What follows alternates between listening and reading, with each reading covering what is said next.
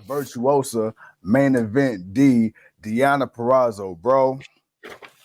Every so often, there's a moment in wrestling history where there's a sudden shift, there's a sudden change that happens, and the needle that didn't move breaks the damn speedometer.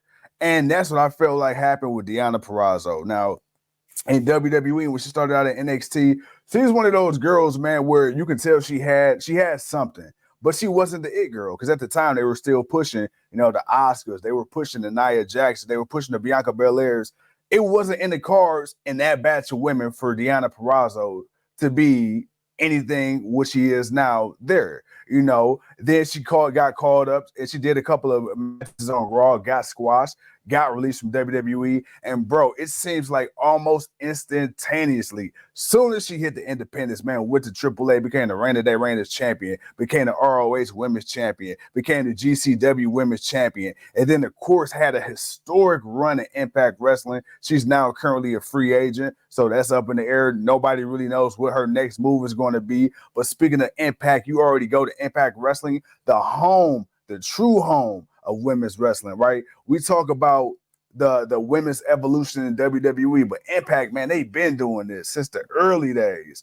And then you take her and you put her on a roster with a budding Jordan Grace. You put her on there with a returning Mickie James. You put her on there with some of these other homegrown women that's already been killing it for years. And then you got Deonna Purrazzo, 3-time champion there, Impact Knockouts Tag Team Champion, Knockout of the Year, Wrestler of the Year, all these accolades. Then me and you, we seen history in the making.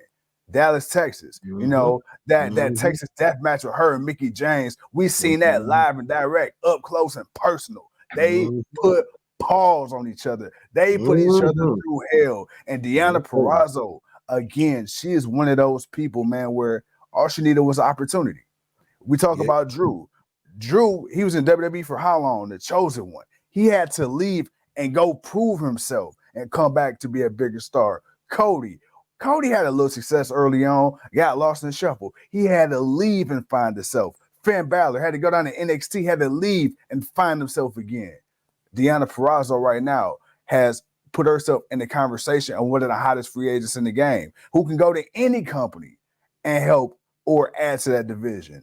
This version of Deonna Purrazzo can instantly come back and go with a Charlotte Flair, go in the program with a Rhea Ripley, can go in the program with a Bianca Belair, and you would want to see it. And then she can go to AEW if you want to, continue to establish their division. You can put her in there with a Britt Baker. You can help upload talents like Sky Blue and hell, Dry Pound Cake if you would like. So you got a lot going on there.